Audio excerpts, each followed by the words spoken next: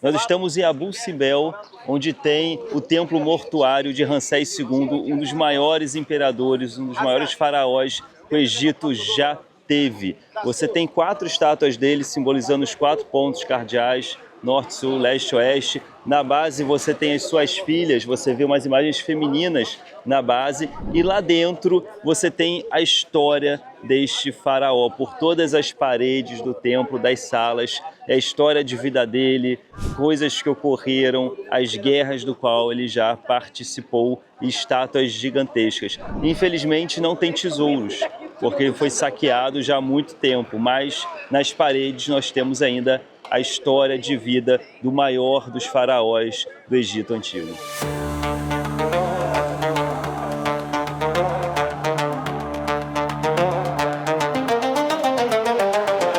Cara, a gente está aqui no Templo de Abu Simbel, é um dos templos que eu mais queria ver. A gente consegue perceber aqui, logo na entrada, que são 4 estátuas do Ramsés.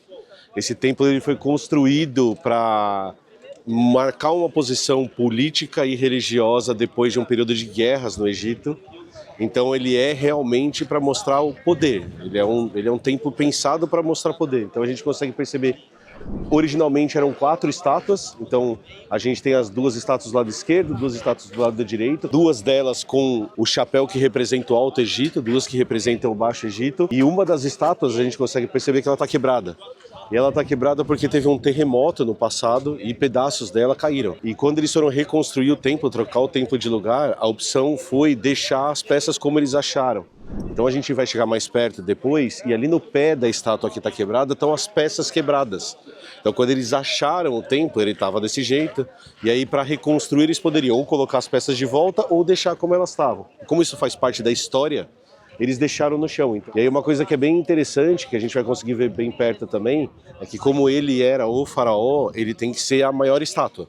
Então as estátuas das esposas, dos filhos, elas são sempre representadas perto das pernas deles, não dá para ver estátuas menores, e essas estátuas nunca passam da altura do joelho dele, porque ele era um deus, na verdade, né? Ele não era só o rei, ele era um deus, então todo mundo é inferior ao deus, então todas elas são representadas menorzinhas, os filhos, as esposas, representadas menorzinhas perto das pernas. A gente consegue ver que ele mesmo sentado, ele é muito maior. Então, a gente vai entrar no templo agora e espero que vocês gostem.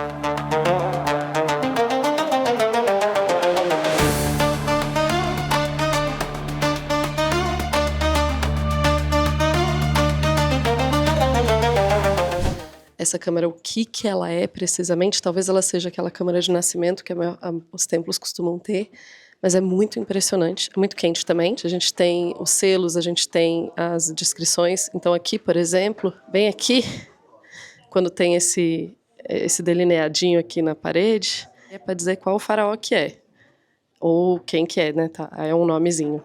E aqui você tem, então, a representação do faraó e, como eu já vi o pessoal falando, é uma historinha que está sendo contada nas paredes. Então, dá para você seguir o desenho e entender a historinha. Outra coisa que é muito impressionante desse templo é que tem muita pintura preservada, né? Então, a gente vai entrar aqui nessa câmara e dá para ver realmente as cores que foram feitas, né? Assim, olha a beleza dessas pinturas, desses murais. Essa pintura, ela tá viva nessa cor, ela tá aí há mais de 2000 anos, ela foi desmontada de outro lugar e remontada aqui. É original, mas ela foi desmontada e remontada.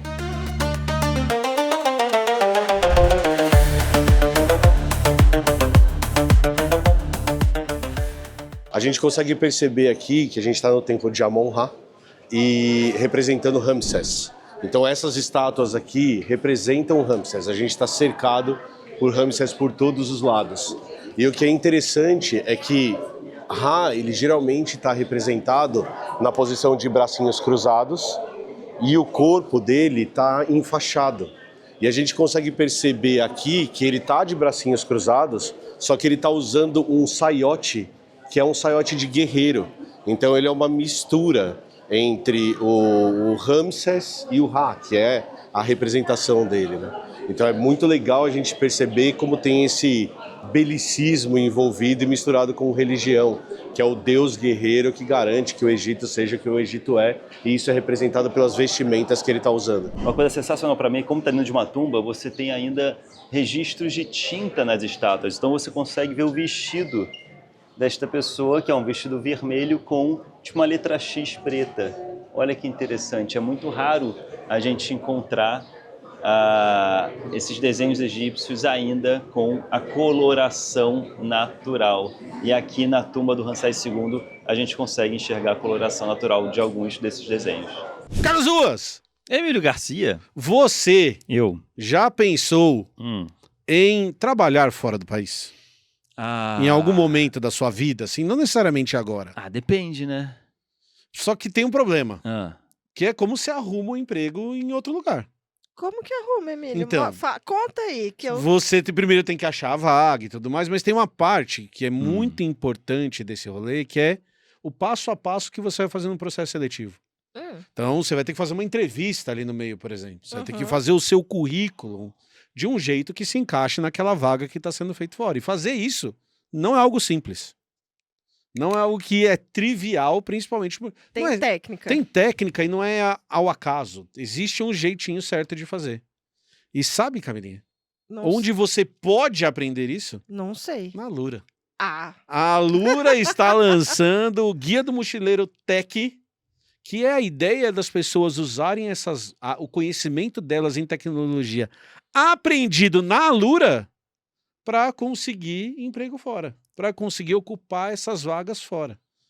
E aí eles vão te guiar em todo esse passo a passo para você conseguir aumentar as suas chances. Eles não podem garantir que você vai conseguir a vaga, porque tem vários fatores que influenciam nisso, mas eles estão ali te ajudando, pegando você pela mão, te dando aula, falando como a entrevista vai ser, te ajudando a preparar suas respostas para você conseguir aumentar as suas chances de realizar esse sonho, se for o seu sonho de viajar fora, de trabalhar fora. Muita gente esquece desse detalhe, né?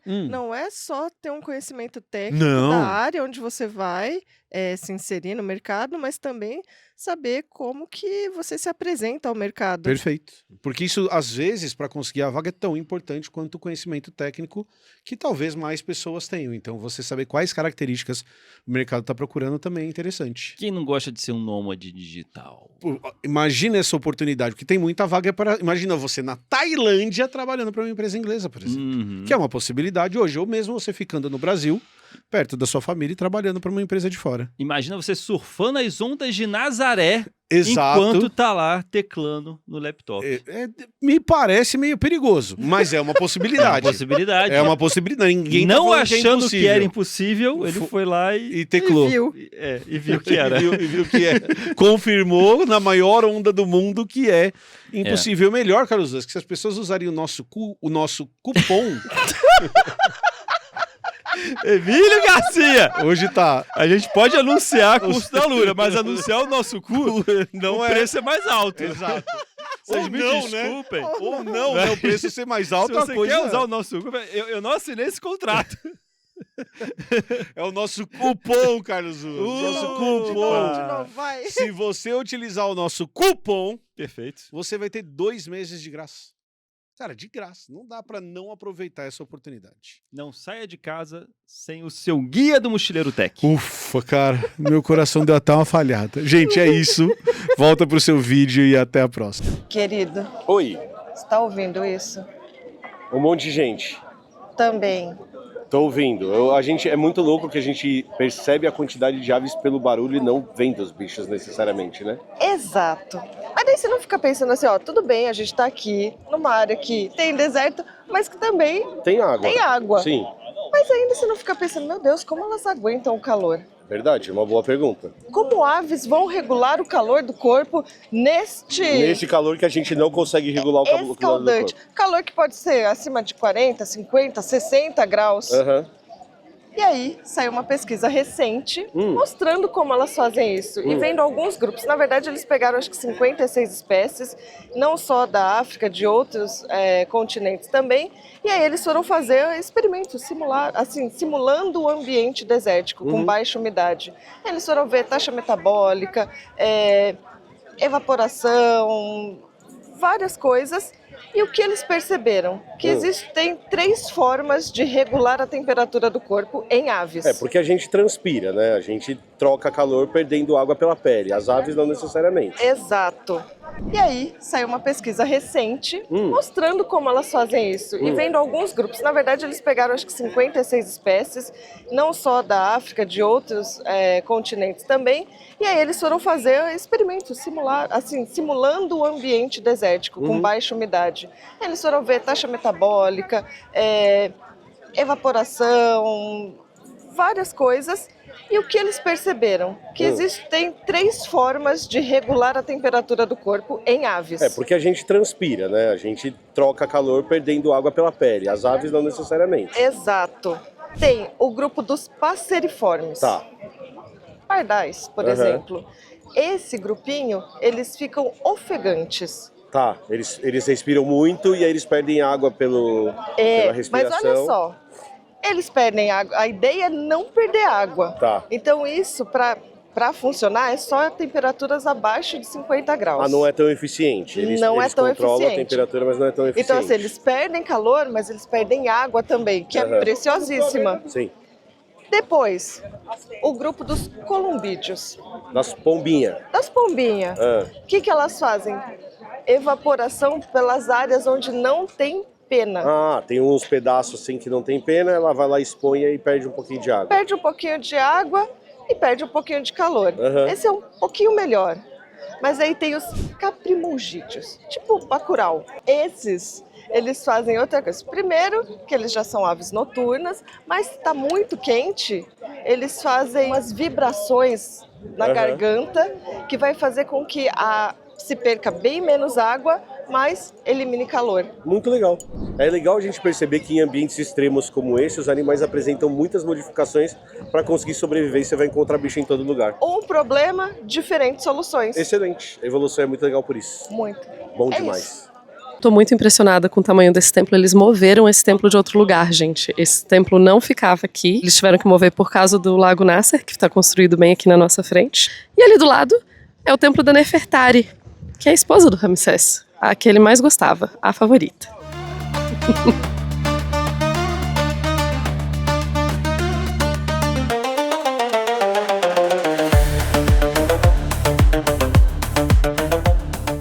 Aqui no complexo a gente tem 2 templos. Nós acabamos de sair do templo maior, que está ali atrás, que é o templo de Amon-Ra, o templo de Ramsés II. E aqui nós temos o templo menor, que é o templo que ele fez para a família. Na verdade, o templo é em homenagem à esposa. Se vocês conseguirem perceber, diferente daquele que você tem 4 estátuas de Ramsés, aqui você tem estátuas de Ramsés e de Nefertari.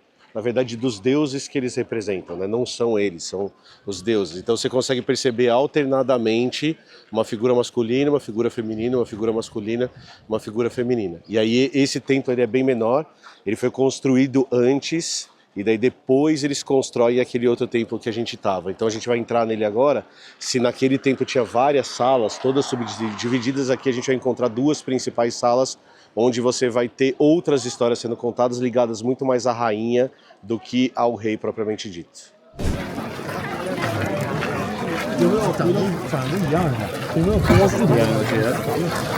Então, gente, a gente está aqui no templo da Nefertari, que era a esposa favorita. Ou eu não gosto tanto de dizer que ela é a esposa favorita, porque me coloca ela num lugar muito de... ela era bonita e por isso o faraó fez um templo para ela. Porque na verdade ela provavelmente era uma mulher politicamente muito hábil, que tinha muito poder, e isso é representado no templo, né? O fato dela ter um templo não é só porque ela era bonita, é porque ela é efetivamente uma das mulheres mais poderosas do Egito. Aqui o templo é bem legal, porque a gente tem uma representação muito interessante da Hathor, que é a deusa vaca, e essa é a Hathor com orelhas de vaca. É muito bonitinha a Hathor de orelhas de vaca. A gente tem nas paredes também várias outras representações legais de oferendas sendo feitas. A gente tem, claro, o próprio Ramsés II aparecendo nas paredes. E um templo, então, todo dedicado. E uma curiosidade, para quem está ouvindo não vai conseguir ver, mas o templo está cheiroso. Tem algum incenso, alguma coisa sendo queimada aqui dentro, ou enfim, e ele está muito cheiroso. E foi muito, para mim, foi muito interessante entrar aqui e deu uma atmosfera muito diferente para o templo. Ele está assim, Outra coisa legal que tem no outro templo, mas tem aqui, é o Ramsés, que está aqui representado nessa parede, atacando um inimigo, né? Vamos lembrar que Ramsés vai dizer que ele venceu uma batalha que ele não venceu. Então, ele está aqui sendo representado. Ele está bem mais alto que o inimigo dele, é um hitita. E essa ideia de ser mais alto que o inimigo é justamente para dizer que ele é mais poderoso, né? Porque, olha só, muito grandioso ele.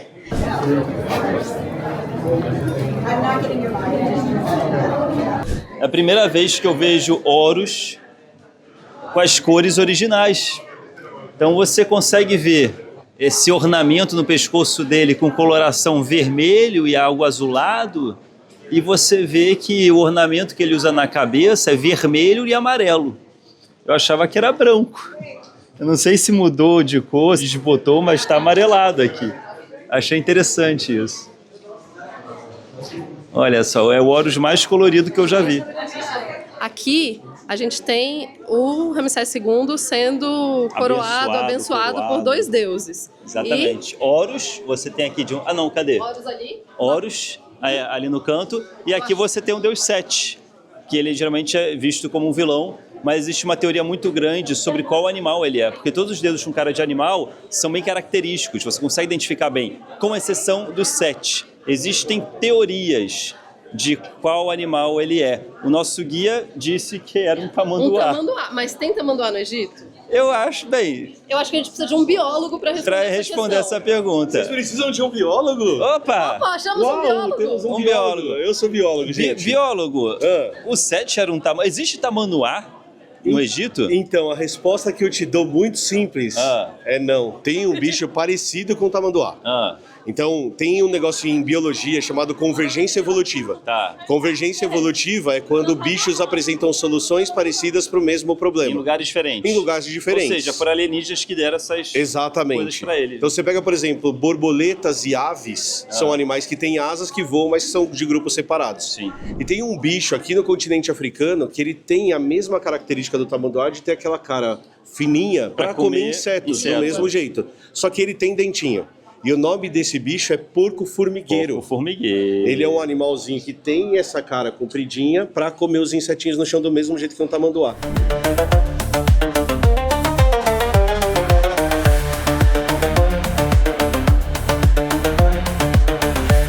Gente, nós acabamos de chegar numa cidade chamada Kom-Ombo. E aqui a gente tem um templo muito legal em homenagem ao deus crocodilo. Na verdade, metade do templo é em homenagem ao deus crocodilo, que é o Sobek, porque essa era uma região, a gente está com o Nilo ali atrás, muito cheia de crocodilos. Então eles resolvem dedicar o templo a Sobek, que é o deus da passagem, é o deus que vai fazer a passagem do céu, vamos dizer assim, que é o Nilo, para as ilhas, que é a terra. Tem uma outra coisa muito legal, é que esse templo de Sobek, depois de um tempo, ele deixa de ser dedicado apenas a Sobek. Então nós vamos ver aqui um templo dividido. Metade do templo é em homenagem a Sobek e metade do templo é dedicado ao deus Falcão, a Horus. E uma coisa bem legal é que eles são espelhados. Então metade das gravuras de um lado vão ser em homenagem ao deus e metade das gravuras do outro lado vão ser em homenagem ao outro deus. E só para você que está acompanhando essa viagem, esse aqui é o dia 2 de templos. A gente foi a um templo hoje cedo e agora às 5h30 da tarde a gente está completando outro templo. Depois de fazer um cruzeiro maravilhoso pelo Nilo, a gente está subindo o Nilo bem devagarinho, num barco delicioso.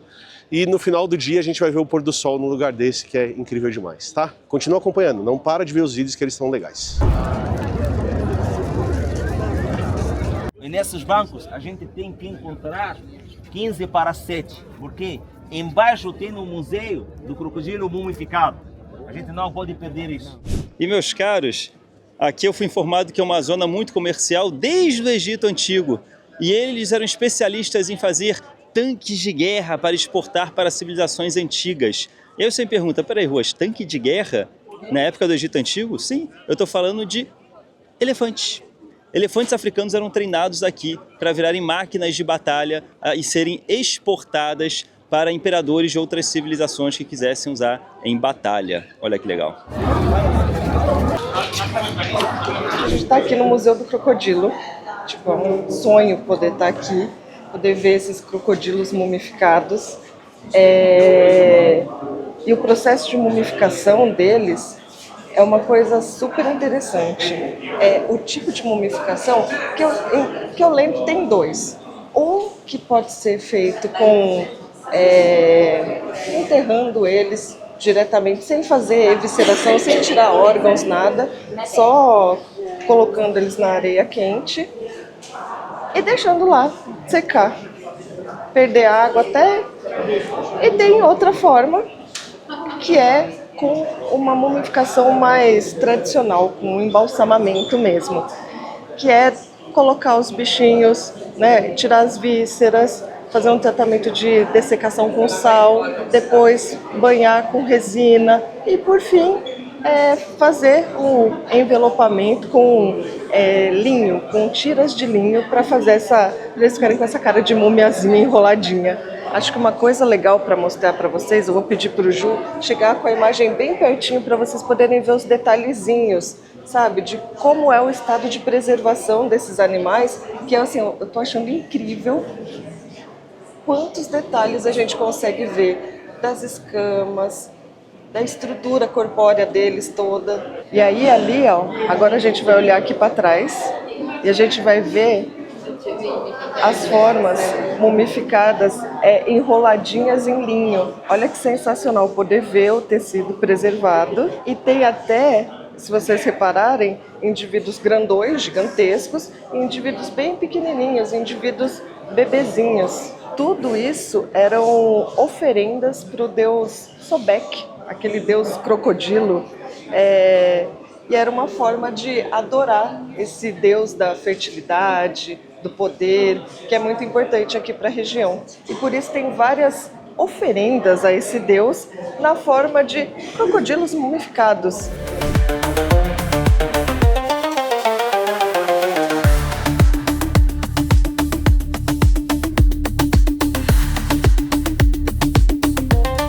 Esses aqui que a gente está vendo agora são ovinhos e fetos de crocodilinhos mumificados, também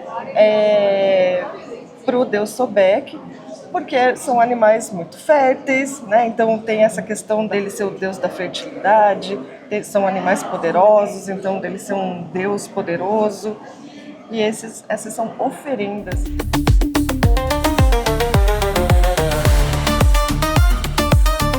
A gente está aqui, ó, na frente do templo de Colombo, e olha o tanto de embarcação trazendo turistas para vir aqui dar uma olhadela. Olha o tanto de gente. Isso aqui é o Rio Nilo, tá, galera? Olha o tanto de barco, o tamanho dos barcos.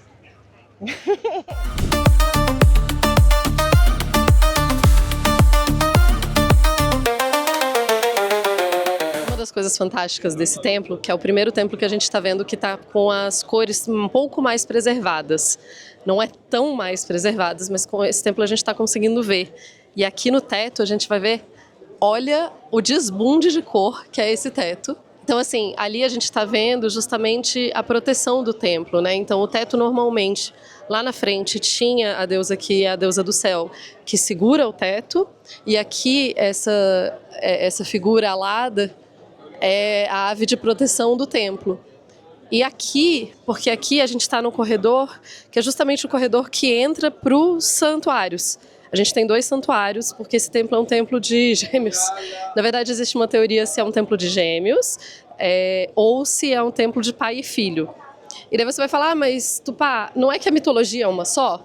Né? Tipo, tá, mas afinal, o Sete, o Horus, tal, quem é pai, quem é filho, tal. A gente tem que lembrar que cada região tinha o seu deus próprio também.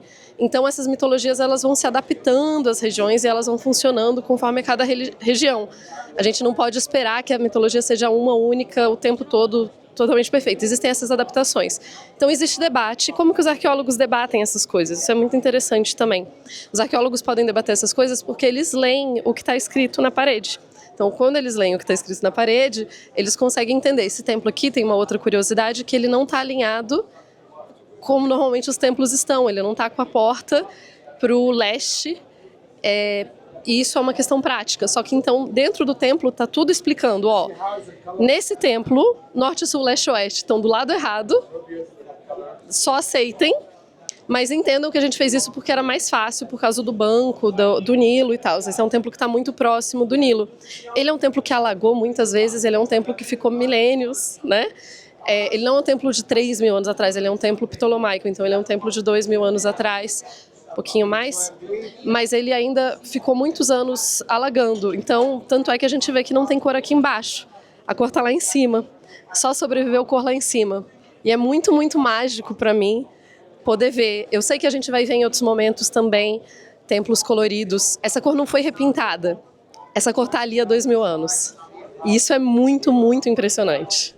Uma curiosidade aqui do templo de Kon-Obo, o templo de Sebek, o deus crocodilo, é que você encontra gravuras clássicas do Egito Antigo que eram talhadas dentro da rocha, como você pode ver. O mais comum é você talhar para dentro da rocha.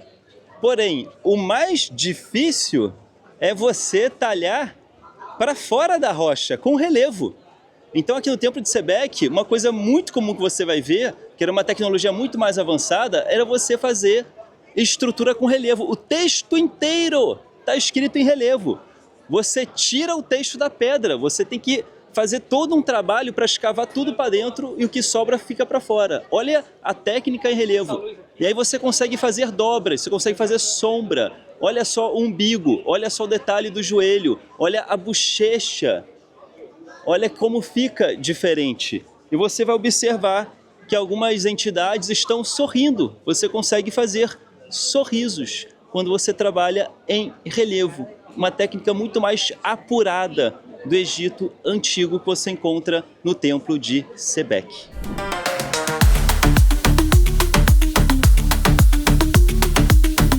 Mas aí tem os caprimulgídeos, tipo Bacurau. Eu imaginei que era uma cabra, mas tá. Aqui é caprimulgídeo.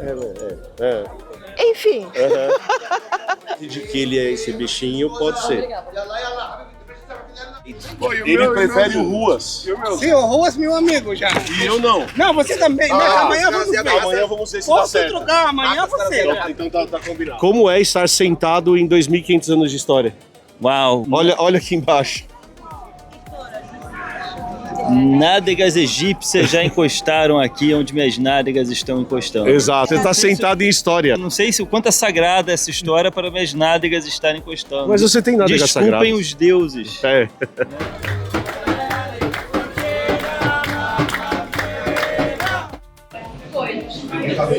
Que o pessoal disse E 7. Que segundo o guia, 7 é um tamanduá. Mas eu não sei se tem tamanduá aqui no Egito.